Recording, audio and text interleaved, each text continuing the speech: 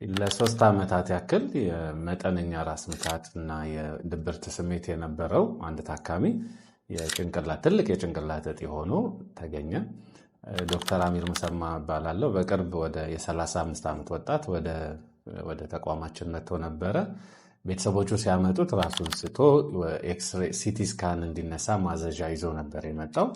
ነገር ግን ምርመራ ስናደርግለት ታካሚው የቆየ ታሪክ ከ3 ዓመት በፊት መጠነኛ የቀኝ ጎኑ ፓራላይዝ የመሆን አልፎ አልፎ ራስ ምታት፣ ይሄ ህመሙ ግን እሱ ላይም ስራውም ላይም ጤናውም ላይ ቤተሰቡም ላይም ጫና እያሳደር ሳያውቁት ስራው ላይ የፋይናንሻል ስራው ላይ ወደ ኪሳራ ወደ ችግር ያስገባው የነበረ ኖርማሊ እየመሰላቸው ነገር ግን ለረጅም ጊዜ ችግር ሆኖ የነበረ ችግር ነበረ። አሁን መጨረሻ ላይ ራስ ምታቱ ወይንም ህመሙ በርትቶበት ራሱን ሲስት ነው ወደ ጤና ተቋም ይዞት የመጡት።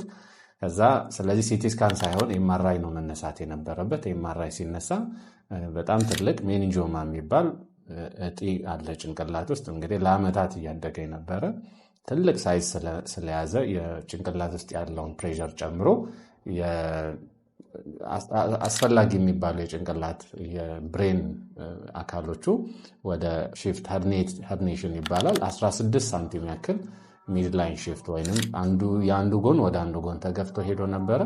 ሄርኔትም አድርጎ ነበረ ልጁ። ስለዚህ ይሄን እብጠቱን የጭንቅላቱን ፕሬሸር የሚቀንስ መድኃኒት ተጀመረለት። 4-5 ቀን ከወሰደ በኋላ ከኮማ ወጥቶ ወክ ማድረግ ጀምሮ ደህና ሆኖ ነበር። ከዛ ወደ ኒውሮ ሰርጀሪ ተሰርቶለት ሙሉ ለሙሉ ይሄ እጢ ከወጣለት በኋላ ይሄ ልጅ ደህና ሆኖ ወደ ጤናማ ህይወቱና የዕለት ተዕለት ህይወቱ ተመልሷል። ስለዚህ አንዳንድ ጊዜ ቀላል የሚመስሉ የባህሪ ለውጥ የሚመስሉ ችላ የምንላቸው አንዳንድ ችግሮች ሜቢ ታክሞ በህክምና መፍትሄ የሚያገኙ ሊሆኑ ይችላሉ እና ሐኪም ሄዶ ማማከር አስፈላጊውን ምርመራዎችን ማድረግ በጣም ከፍተኛ ከሆነ ኢኮኖሚያዊ የጤናና ማህበራዊ ችግሮች ቀውሶች ሊያድን ይችላል ማለት ነው።